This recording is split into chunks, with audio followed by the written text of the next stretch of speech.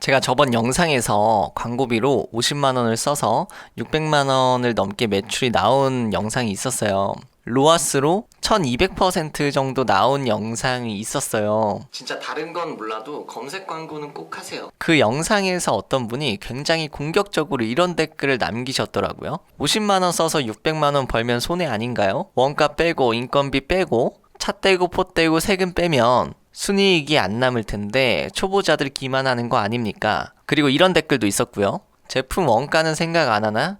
순마진을 비례해서 광고비를 정해야 손해 없이 팔 수 있지. 대충 이런 댓글이어서 설명을 좀 드리다가 옳고 그름을 따지는 언쟁이 돼버려서 안내하고 댓글을 지웠습니다. 제가 이 부분에 대해서 짚고 넘어갈게요.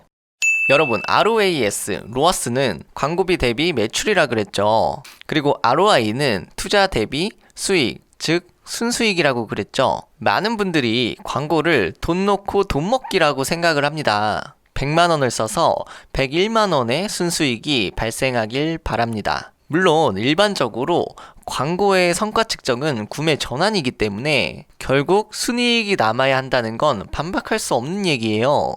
그런데 ROAS라는 개념이 왜 별도로 있는지 같이 생각을 해보자는 거죠. 광고 비용으로 얼마를 써서 얼마를 벌었는지 아주 단순하게 상품 팔 때 원가 빼고 순수익 계산하듯이 광고를 집행할 수 있으면 얼마나 좋겠습니까? 그런 게 있다면 돈만 있으면 모두가 이익을 볼 수가 있습니다. 그런데 아무런 데이터도 없고 광고를 해본 경험도 없으면서 리스크 없이 돈만 넣으면 무조건 순이익이 더 발생할 수 있다고 생각하는 게 옳은 걸까요? 아무런 노력도 하지 않고 앉아서 편하게 돈을 번다는 건 그건 도둑놈 심보가 아닐까요? 순이익이 나기까지 엄청나게 많은 여정들이 있는데 그걸 왜 생략을 합니까? 왜 분석을 안 하려고 하세요? 광고를 하면 방문자가 유입이 되죠.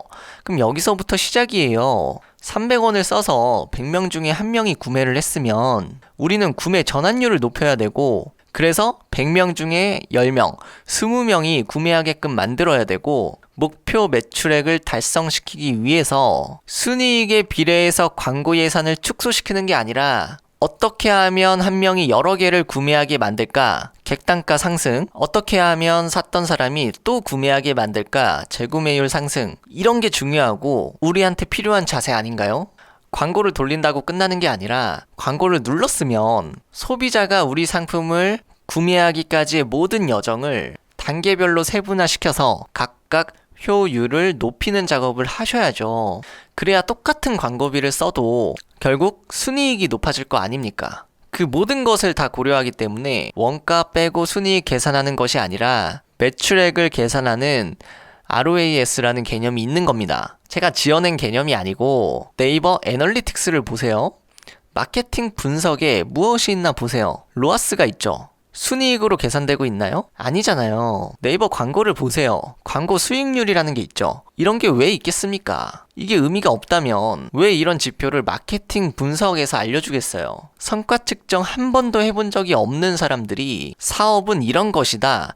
다른 사람들한테 잘못된 정보를 가르치고 있다니까요? 만약에 쇼핑 검색 광고를 한두 달 돌리면서 할 수 있는 모든 걸 다 해봤는데도 매출 대비 효율이 너무 안 좋아요. 그러면 그 광고를 중지하고 다른 방안을 찾으셔야죠. 그건 광고 상품 자체가 잘못된 게 아니라 우리 상품과 마켓 핏이 안 맞는 거예요. 분석해야죠. 타깃이 안 맞았을 수도 있고 상품이 별로였을 수도 있잖아요. 성과 측정을 안 하고 분석을 안 하니까 문제가 발생했을 때 기준이 없고 기준이 없으니까 우선순위를 모르고 우선순위를 모르니까 투두리스트를 작성할 줄 모르고 결국 행동하는 건 없고 생각만 하니까 매출이 왜 멈춰 있는지 모르는 거예요. 떠보고 트집 잡고 헐뜯지 마시고 모르겠으면 검색해보고 이해하려고 노력하고 그래도 잘 모르겠으면 질문이라도 저한테 하시라는 거예요. 제가 알고 있는 건 모두 답변해 드린다고 했잖아요. 몰라도 같이 고민을 해볼 수가 있잖아요. 그 고민 없이는 어떤 광고를 해도 효율이 나올 수가 없습니다. 반면에 그런 고민을 충분히 했다면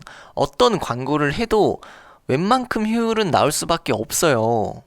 제 유튜브 채널 첫 소개에서도 말씀드렸지만 저는 누구나 돈을 많이 버는 법에 대해서 다루려고 이 유튜브 채널을 개설한 게 아닙니다. 돈이라는 건 사람들을 만족시켜주면 얻을 수 있는 결과물이에요. 돈이라는 건 고객의 주머니에서 나오지 않습니까? 고객이 기분이 나쁘면 돈도 가만히 있어요. 이 돈을 움직이기 위해서 고객의 마음을 얻자는 거고요. 고객을 만족시키기 위해서 가장 효과적인 방법은 마케터들은 이렇게 생각을 한다는 거죠.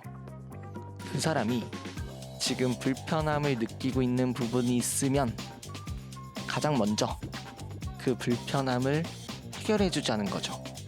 그러면 고객이 만족을 할 거고, 내가 아니면 불편함을 느낄 거고, 그 만족감을 다시 한번 느끼기 위해서 기꺼이 돈을 지불할 것이다. 이 논리가 마케팅적 관점이에요. 저는 어떻게 하면 고객한테 선택받을 수 있을지 고민하는 사람이에요.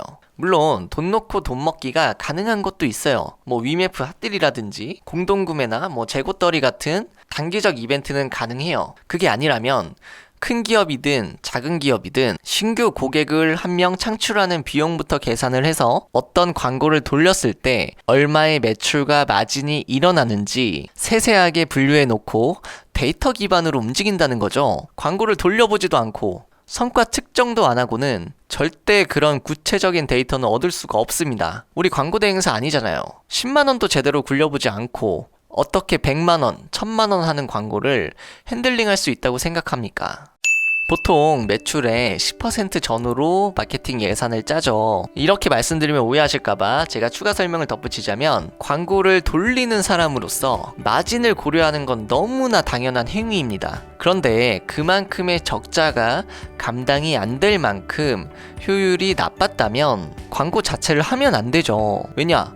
유입에 문제가 있는 게 아니라 상품이나 구매 단계에서 문제가 있는 거잖아요. 결론은 예산을 책정해서 광고 상품을 찾고 돈을 써서 테스트하시고 효율을 높이시길 바랍니다. 그게 노하우고 자산입니다. 그런 경험이 남는 겁니다. 오늘 본의 아니게 약간 흥분을 조금 했는데 제가 오늘 말한 포인트를 꼭 기억해 주시면 감사하겠습니다. 그럼 좋은 하루 되시고 다음 영상에서 밝게 만나요.